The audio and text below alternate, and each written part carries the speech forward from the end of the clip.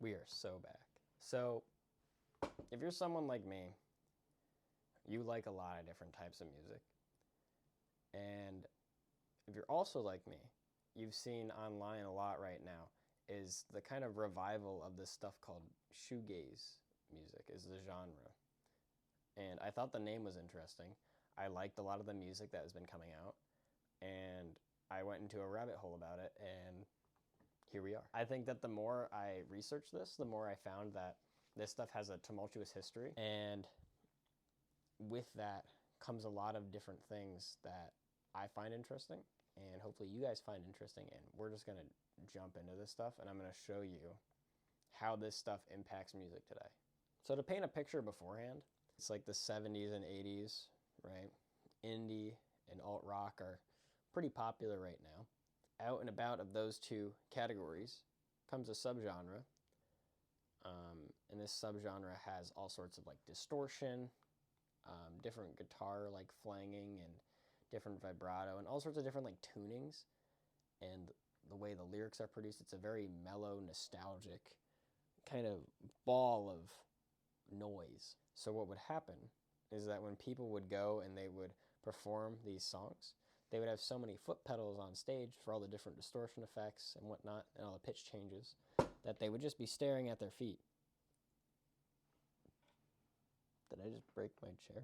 Chair's all good, it's just really loud. Stop that. It's kind of unclear where this stuff first came up. It showed up in the 80s and the 70s, both in Ireland and in the US. The earliest known in particular that people would fit under the umbrella of shoegaze is actually from the Beach Boys. It's from their album Sunflower, and it's called All I Want to Do. And if you listen to it, I kind of get it. I can see that, maybe a little bit of a stretch, but I can see how you would call that shoegaze at the end of the day. And now where this stuff gets really important is from a little band called My Bloody Valentine. And these guys could be their own video entirely, but I'm going to kind of keep it short. That way we're able to get into the rest of the history and not just talk about these guys. So these guys, My Bloody Valentine is what they're called, or MBV. They came from Dublin in Ireland, and they released a few studio albums at this time, but the most important one is their second one, and that one is named Loveless. So Loveless came out in November 4th, 1991, and this album is basically coined as defining the genre, and there have been some people even saying that they almost reinvented the guitar with how they've produced this album. It's known a lot for its experimentation, like guitar vibrato, which is like the changing of pitch while you're playing the guitar. A lot of different distortion effects, obviously. They used actually digital sampling. This is one of the first albums that used digital sampling.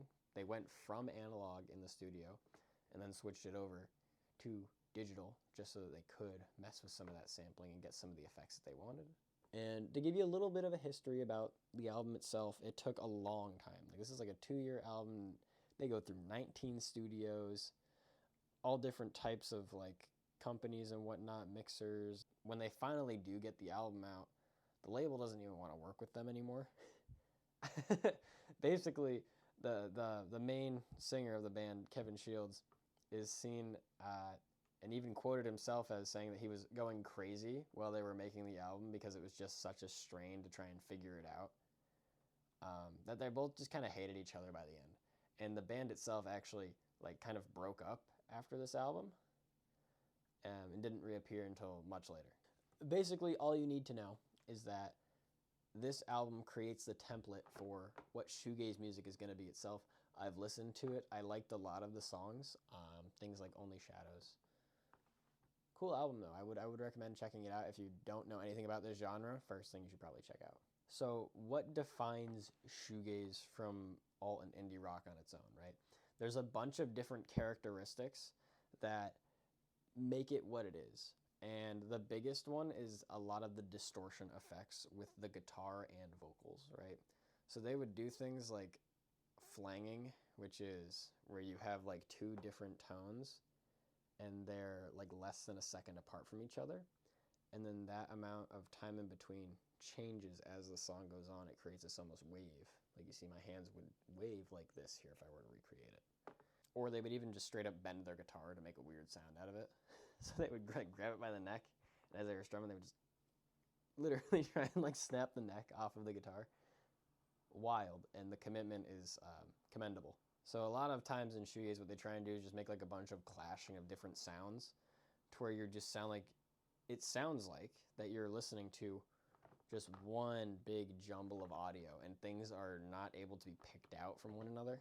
It's very hard to do that when you're listening to this type of music. It's very droning, and it makes it so that you're kind of just in for the experience of the music as a whole. There's not one particular thing you can like pick above the rest. So basically, the genre is trademarked as really loud, kind of overwhelming, and they have a lot of feedback that would end up happening when they're trying to recreate these sounds. And I've asked a few people about how they feel about listening to it, and I've heard some people say it's nostalgic. I've heard some people say it's really bitter. I've heard some people say they just think it's stupid.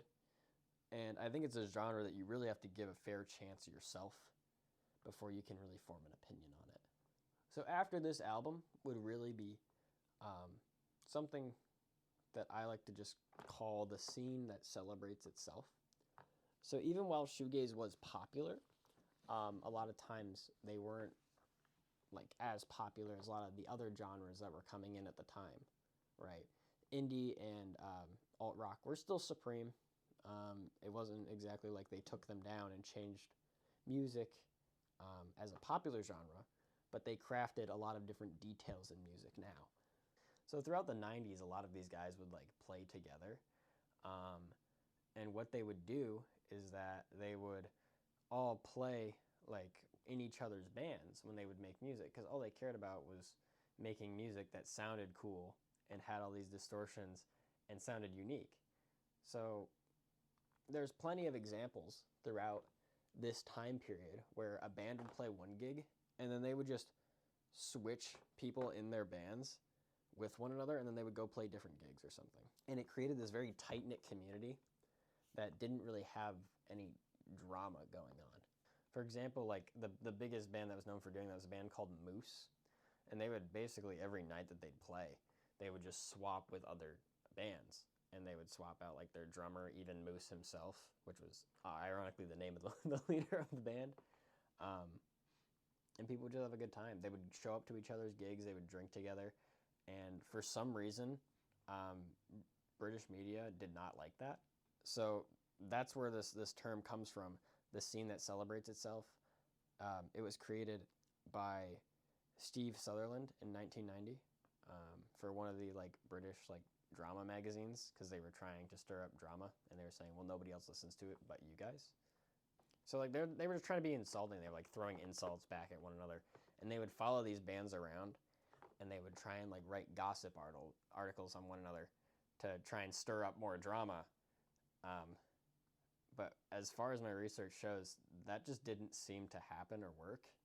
Like these guys just only cared about making fun music. And so like when they would see like little articles on different magazines saying that this person said that and this person said this, they would just talk to each other, and they'd be like, oh, well, no, this isn't that, or this isn't this. And then they would just play music together and hang out like friends. And it's so weird to watch as like media companies are trying to like get each other at each other's throats, and just nothing comes of it. So they would hang out at like clubs to do a lot of gigs. And one of the most famous ones is one called Syndrome. And Syndrome was located in Oxford Street. And if you don't know where Oxford Street is in England, it's a really popular spot for like all sorts of department stores and shopping and whatnot. And it was back then too, right? I had to double check and make sure that like things didn't change there. So what they would do in this place called Syndrome is that it wasn't actually on the street. It was in a basement on the street. So these guys would go in, and then they'd go downstairs into the basement, and that's where they'd play their gigs. They wouldn't play them like on the main street. So imagine like you just see like a group of like 20, 30 guys. They all have their instruments, and then they just go into a basement and be gone for hours. So the best part about like how shoegaze music worked and how these bands worked is that they didn't have rivalries with each other, and since they all played with one another, if one band got good recognition, kind of all of them did. Again, these weren't huge crowds. They were probably like 20 people or so, and that was kind of it. They didn't see a whole lot of praise until later into the 90s. And even still, the actual gigs that we're talking about here were not big. Honestly, trying to find like true sources and stuff like that from here has been kind of difficult because their history isn't super documented. Again, they didn't have a big history, you know. So over time, we get towards the like mid to late 80s, early 90s. Again, the bands aren't seeing a ton of popularity. We even get closer to the end of the 90s. They got a little bit, but not much. People are starting to critique this music a lot more. Like when the bands would play, a lot of shoegaze music was more about like middle class struggles. And it was done in like a weird way if you could actually hear the lyrics a lot of the time. It was done in a way that people just didn't relate to, right? And they saw them as like, oh, these guys are just kind of spoiled, like high middle class guys with nothing better to do than mope around. And doing so kind of alienated a large portion of an audience that they otherwise could have had. And that led to grunge music. And grunge music is all about the working class and all about the struggles of every day, like having to work every day just to live and all that sort of stuff. Lyricism that got a lot of people behind them and was nowhere near as niche. So that would give a better perspective to grunge and would take all of that populace away from shoegaze, leading to a huge decline in how many people were actually listening to them. As well as that, indie rock and alt rock weren't as popular anymore. They were starting to get on the heavy metal wave. So heavy metal and more like punk rock was starting to get popular, and shoegaze did not adapt. So what would happen is that while these bands already weren't very popular, now they were even less popular, and a lot of them were either A, changing their genre, or B, entirely disbanding. And I think the biggest kicker of them all is that since 1991, My Bloody Valentine is just gone. After they released Loveless, they didn't really do anything else. So on top of both a lot of other bands leaving or changing genres or just completely separating, your most popular band is not here. So this kind of caused like a quick halt, which led to really nothing happening with this genre for a while as grunge and heavy metal and punk kind of took over the scene, and people kind of forgot about it. And that brings us here to where we are now, this renaissance period of this type of music. And this is where I get excited because this is kind of literally present day and leads us to exactly where we're standing. And this is the fun part. So now instead of shoegaze, this type of era is called new gaze, right? Think of new metal, new gaze. It's like that, kind of the same like terminology. It's pretty cool, pretty creative. I thought it was cool. So they add a lot more like heavy metal, like in punk aspects to their music. Basically just modernized shoegaze to compete with every other type of genre that's pretty popular in like the post-punk, heavy metal, punk metal scenes. So now like bands are really pushing like the psychedelic aspect, like hazy voices, hazy production, and really trying to make things sound like psychoactive or just like psychedelic in general.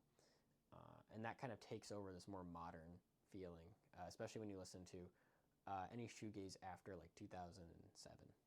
As well as that, honestly, Asia caught the wave first. It wasn't even in the US or in Ireland. Asia saw a revitalized of shoegaze in the early 2010s.